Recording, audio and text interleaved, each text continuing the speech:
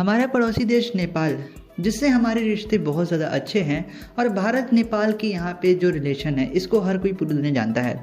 लेकिन नेपाल का एक बंदा जिसका नाम केपी ओली है, ये नेपाल का पूर्व राष्ट्रपति रह चुका है और इन भाई साहब का मानना है कि भारत नेपाल की ज़मीन पे कब्जा किया हुआ है और ऐसे इन्होंने बातें की हैं इंडिया के खिलाफ, एंटी इंडिया बातें, जिसको सुनने के बाद आपका भी शायद खून खौल उठे और इवन यहाँ पे नेपाल में भी इनका प्रोटेस्ट हो रहा है। आइए समझते हैं क्या है पूरा किस्सा। दोस्तों, इन दिनों नेपाल में चुनाव का माहौल है और चुनाव के माहौल के दौरान केपी ओली ने एक जगह भाषण देते हुए कहा कि भारत ने नेपाल का 3 ऐसे हिस्से पे कब्जा किया है जो कि नेपाल का है। ये जो 3 जगह है उसका नाम सुन लीजिएगा, कालापानी, लिपू लेक एंड लिपू धेयरा। ये दोस्तों जो 3 एरिया है वो हिस्टोरिकली इंडिया का हिस्सा रहा है, लेकिन जब से केपी ओली की सरकार जब 1 साल आई थी तो इन्होंने कुछ इस प्रकार से भारत नेपाल के रिश्ते खराब कर दिए थे कि पूछो ना। और यहाँ पे दोस्तों केपी ओली चाइना के बहुत बड़े समर्थक भी माने जाते हैं। इन्होंने अपनी भाषण के दौरान कहा कि हम भारत को 1 इंच जमीन नहीं देने वाले और जमीन हम उसे छीन के वापस लाएंगे। कि केपी ओली के जो बोलने का तरीका था वो बिल्कुल गलत था।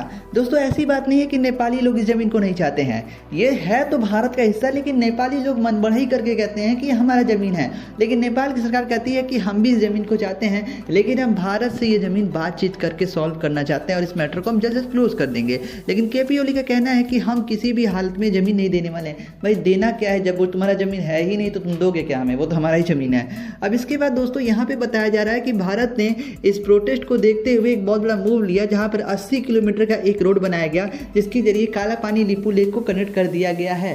हालांकि दोस्तों इसकी वजह से बहुत ज़्यादा यहाँ पे प्रोटेस्ट हुए नेपाल के अंदर, पर इनको शायद याद रखना चाहिए कि ये तीनों हिस्से तो हिस्टोरिकली भारत के हिस्से हैं। न्यू दिल्ली ने इस पे यहाँ पे अपना ओपिनियन देते हुए कहा कि ये जितनी भी बातें नेपाल में की जा रही हैं वो बेसलेस हैं और पॉइंटलेस हैं। और आसान शब्दों में यही कहना चाहूँगा, मैं ये नहीं मानता हूँ, मैं आपको सीरियसली लेता नहीं। और कुल मिला के नेपाल अपनी बर्बादी के कारण कुछ बनने वाला है। नेपाल में इन दिनों चुनाव का माहौल है। अब यहाँ की जनता तय करेगी नेपाल की कि मतलब वो लोग किसे वोट देना चाहते हैं। अगर वो केपी ओली को वोट देते हैं तो वो सीधे चाइना के पक्ष में जाएंगे और चाइना के साथ मिलकर वो अगला तिब्बती बन सकते हैं, क्योंकि चाइना ऑलरेडी नेपाल के बहुत सारे गाँव पे कब्जा करके बैठा हुआ है और इवन बोल भी नहीं पाता नेपाल, इतनी बुरी हालत कर रखी है चाइना ने। तो कल को अगर ये सुनने को मिले कि केपी ओली की सरकार आ गई, 10 साल बाद तिब्बत वाला हाल हो जाए नेपाल के, तो उसमें कोई बहुत बड़ी बात नहीं होगी।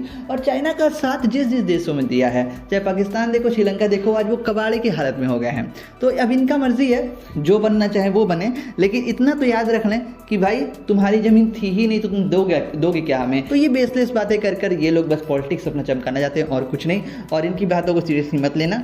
फिलहाल दोस्तों खबर थी ये वर्ल्ड फोरम की तरफ से, और वैसे रिपोर्ट्स को सुनने के लिए सब्सक्राइब करें वर्ल्ड फोरम्स। मिलेंगे अगली वीडियो में, धन्यवाद।